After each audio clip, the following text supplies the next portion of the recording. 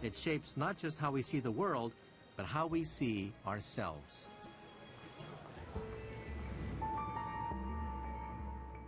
Art historian Nia Cooper is convinced that portraits have always been crucial to the way we think about time.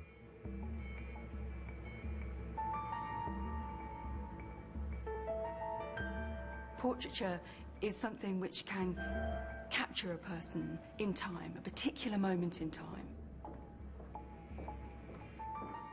You have this sense of an individual at this particular moment. And what's interesting about that is that when that goes up on the wall and that's their portrait in their house, is in years to come, in 10 years, in 20 years, in 30 years, you have a sense of your own mortality.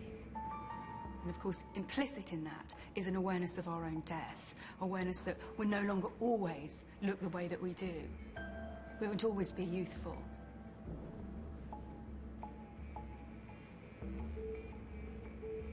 During the 17th century, mortality was placed at the center of high art, with paintings known as memento mori.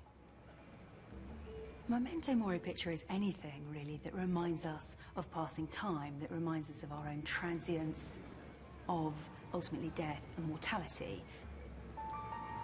And it might include anything, all sorts of different emblems, from a skull, perhaps, in a portrait, or an hourglass, or a ticking watch, or a clock on the wall, or indeed a candle, a flickering candle, which of course will eventually extinguish and go out. Or it might include indeed rotting fruit, or perfect fruit with a fly at the edge that just might be rotting and ultimately will become, as we will, flesh will rot and go into the ground. Okay, it's finished. Great. I can't wait.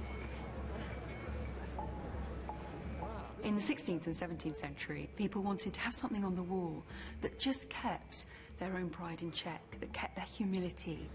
It's saying that I'm still a humble person whose awareness of their own mortality is there. Now, 400 years on, we have our own kind of memento mori. Our family photographs.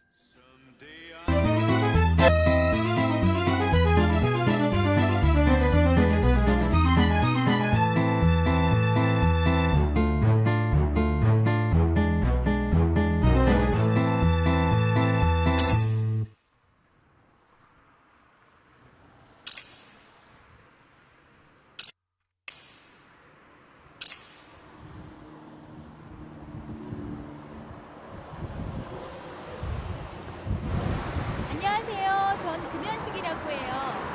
영국엔 처음 왔는데 뒤에 있는 건 웨스트민스터 사원이에요. 이게 나예요.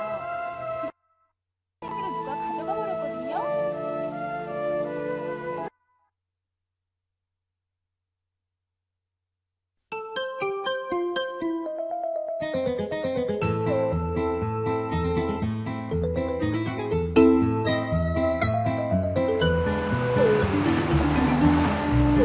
Maybe because